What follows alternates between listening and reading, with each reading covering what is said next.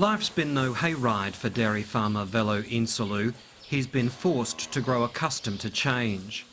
His farm is in Estonia, one of 10 nations lining up to join the European Union. Velo's late father secured the farm just over a decade ago when the communist collective system was abolished. Estonia rushed into capitalism. The government introduced a completely unsubsidised, unprotected market, very unlike its Western European neighbours. Many farms went bust. 12 years ago, Estonia exported 40% of its agricultural produce. Now it's a net importer. In the last 10 years, the country's total cow herd has dropped by 90%. A quarter of arable land now sits uncultivated.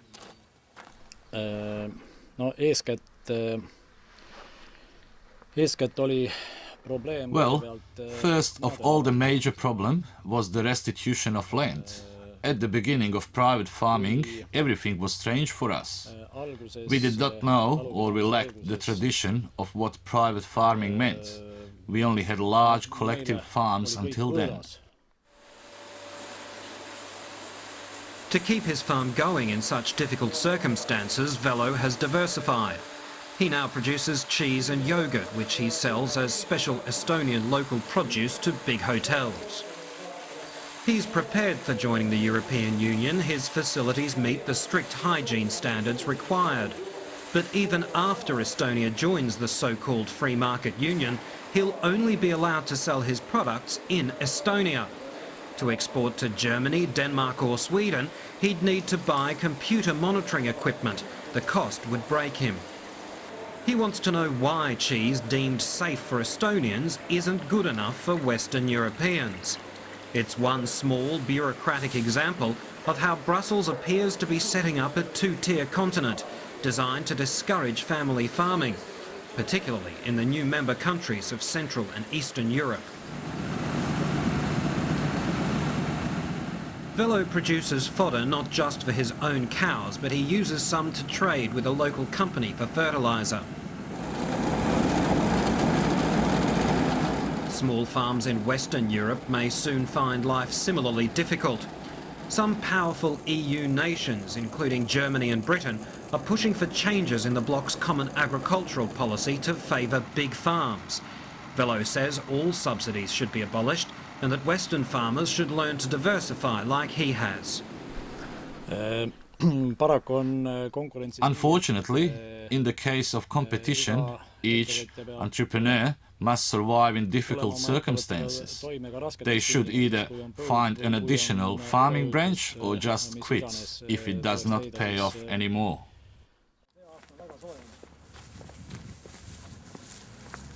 Velo's even experimenting with new feed for Estonia. This is one of the most northerly fields of maize in the world. But all across Estonia, as well as the other relatively poor nations trying to join the EU, fear has gripped the owners of family farms. And on this day, Velo, along with a group of other local farmers, has been given the opportunity to directly question the leader of his government. Prime Minister Sim Kallas, in an early act of election campaigning, is travelling his country trying to calm the minds of his farming electorate. For now, the EU is only offering farmers in new member countries a quarter of what they pay to their own farmers in the West. And Brussels still hasn't promised to lift quotas so Estonians can export more products to the rich countries. He admits Estonia is likely to remain poor.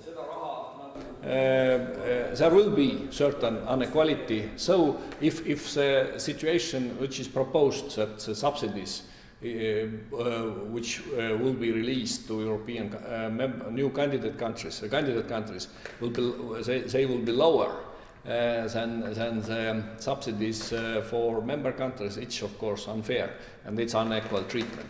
But from Estonian side, we are more interested in reforming of common agricultural policy than actually the fighting for the maintaining the same system and fighting for getting more subsidies from this system. Prime Minister Kallas frankly admits the new system under the EU will probably see large company farms often owned by foreigners, eventually take over the East's agricultural sector.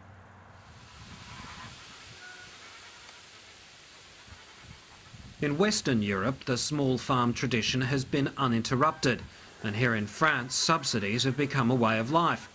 French farms are the biggest beneficiaries of the EU's agriculture budget, and France is lobbying hard to maintain the status quo. For now at least, Paris has been successful in fighting the sort of change which would see farm subsidies paid out in proportion to the size of a farm. So in the short term we should see the continuation of a two-tier Europe, with poor farms in the east and richer ones in the west. But in the long term, as pressure mounts on the French, Europe's entire agricultural landscape looks set to change, with small family farms financially undermined by governments on both sides of the old Iron Curtain. Francois Dufour is the deputy head of the vocal French Farmers' Confederation. He wants to stop the European overproduction, which hurts the developing world. But he wants small French farms protected in the process, as huge factory farms start to creep across France. Nous souhaitons, à l'Ouest, in the West, we wish to see a ceiling of subsidies. That is a limit to aid per farm that takes the number of jobs into account, that takes the region into account. We want to limit these subsidies to stop large holdings from continuing to grow and create overproduction. The gain from this limitation would allow us to re-inject some money into small and medium holdings to support their activities and compensate the income of small and medium farmers in the East.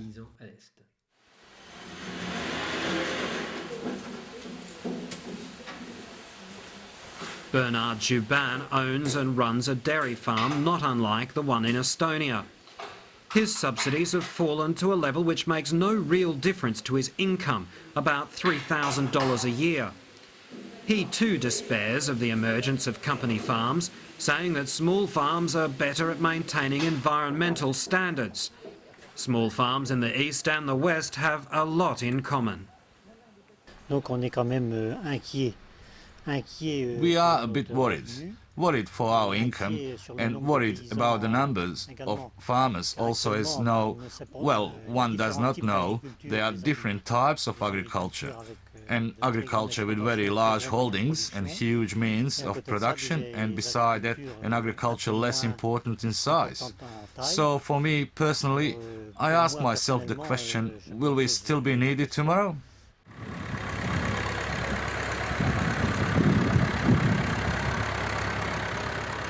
If European expansion does result in big farms taking over the continent, Bernard says farmers all over the world will continue to suffer. He says bigger European farms, still subsidised, can only lead to further overproduction, which will impact on global markets. I think we shall be in an environment of overproduction at the level of Europe, and whoever says overproduction automatically says cost will fall. Sorry, prices will fall without necessarily a lowering of costs.